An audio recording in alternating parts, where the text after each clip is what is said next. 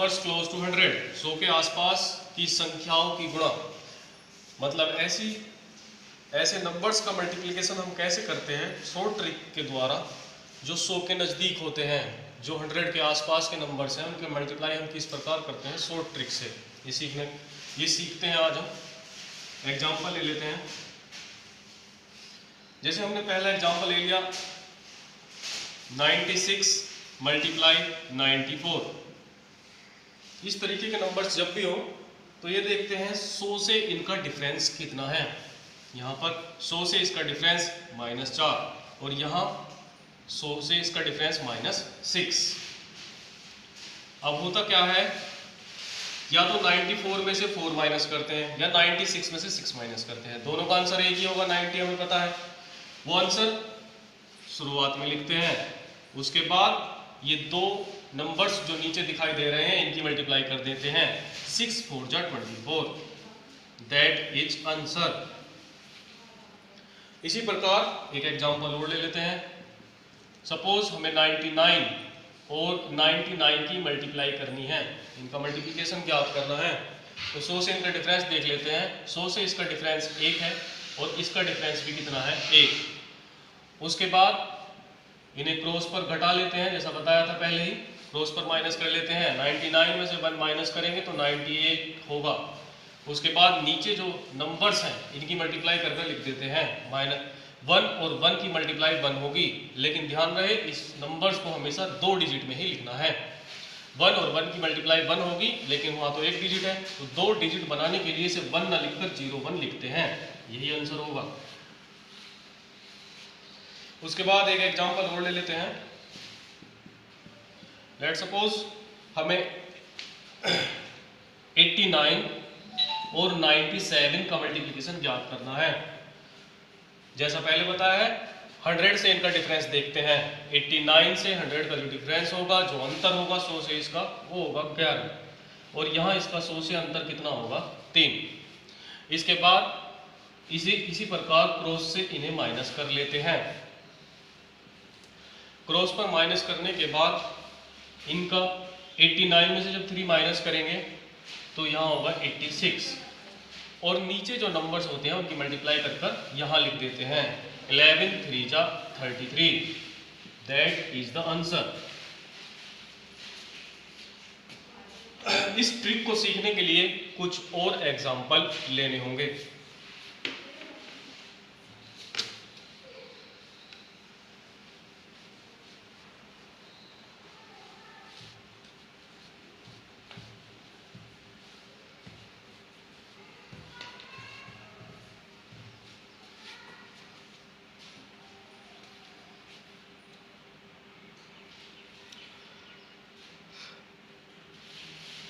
अगला एग्जाम्पल ले लेते हैं। मान लिया हमें 88 और 88 का मल्टीप्लिकेशन ज्ञात करना है। ये 100 से बहुत ज़्यादा डिफरेंस है, तो इस तरीके का मल्टीप्लिकेशन कैसे करेंगे? 100 से इसका डिफरेंस देख लेते हैं 12 और इसका डिफरेंस भी कितना है? 12। हमने जैसा पहले बताया था क्रॉस पर इन्हें घटा देते हैं। 88 में से 12 माइनस कर लो या इसे 88 में से 12 माइनस। 88 में से 12 माइनस करने के बाद जो इसका आंसर होगा वो होगा 76। उसके बाद इन दोनों की मल्टीप्लाई कर कर यहाँ लिख देते हैं। लेकिन जब हम 12 और 12 की मल्टीप्लाई करेंगे तो आंसर होगा 144। 144 इसमें 3 डिजिट आ गई, लेकिन हमें यहाँ जो नंबर लिखना है उसमें 2 डिजिट होनी चाहिए। कोई बात नहीं, इन 3 डिजिट को हम ऐसे लिख लेते हैं। 2 डिजिट तो यहीं पे लिखी जाएगी और 1 डिजिट इसमें प्लस हो जाएगी। 144, 144 को 44 यहाँ पे लिख दिया और 1 6 के नीचे। उसके बाद इसे ऐड कर देते हैं 4 4 7 7, that is the answer.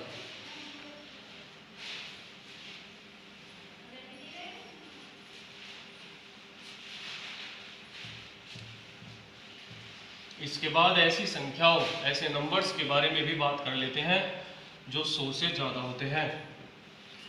Example के तौर पर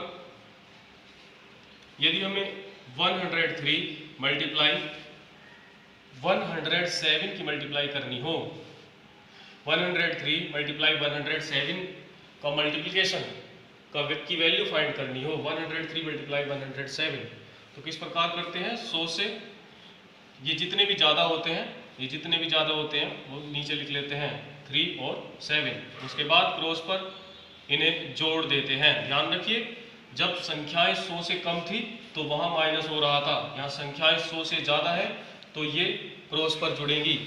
जब 103 को हम 7 में जोड़ते हैं तो होता है 110। उसके बाद इनका मल्टीप्लिकेशन 3 7 जा 21, यहाँ लिख देते हैं। That is the answer. एक और एग्जांपल ले लेते हैं।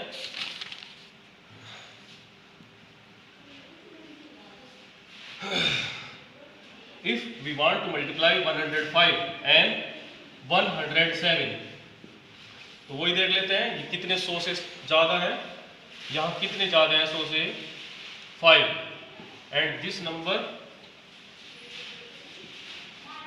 7। उसके बाद जैसा हमने पहले बताया इन्हें क्रॉस पर जोड़ देते हैं, या तो इसे और इसे जोड़ दीजिए या इसे, दोनों का आंसर एक ही होता है। इसे और इसे जोड़ने पर 112 होगा और नीचे जो नंबर्स होते हैं हमने पहले भी बताया उनकी मल्टीप्लाई कर कर सीधा लिख देते हैं। That is the answer.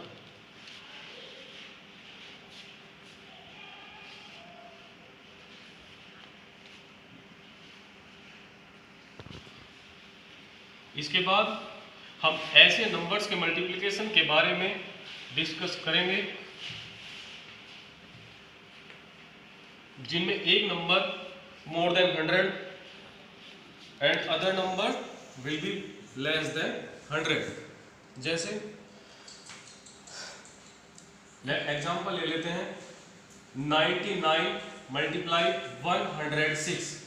अगर हमें ऐसे नंबर्स की मल्टीप्लाई करनी हो जिनमें एक 100 से कम और दूसरा 100 से ज़्यादा हो तो इनकी मल्टीप्लाई किस प्रकार करते हैं। 100 से इनका डिफरेंस ले लेते हैं -1 और यहाँ जब 100 से इसका डिफरेंस लेंगे तो कितना होगा 6। इसके बाद इन्हें क्रॉस पर जोड़ देते हैं। क्रॉस पर जोड़ने का मतलब या तो 99 में 6 प्लस कर लो या 106 से 1 माइनस कर लो। इसके बाद इसमें थोड़ी सी ट्रिक पड़ जाती है, जब इनका आंसर होगा तो 105, लेकिन इनकी मल्टीप्लाई जब हम करेंगे तो वो होगी 6।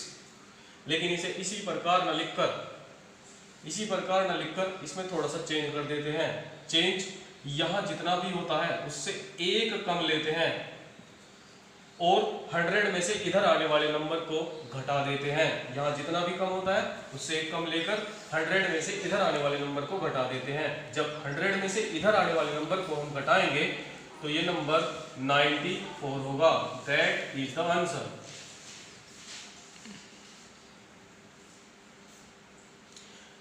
इसी तरीके का एक एग्जांपल और ले लेते हैं।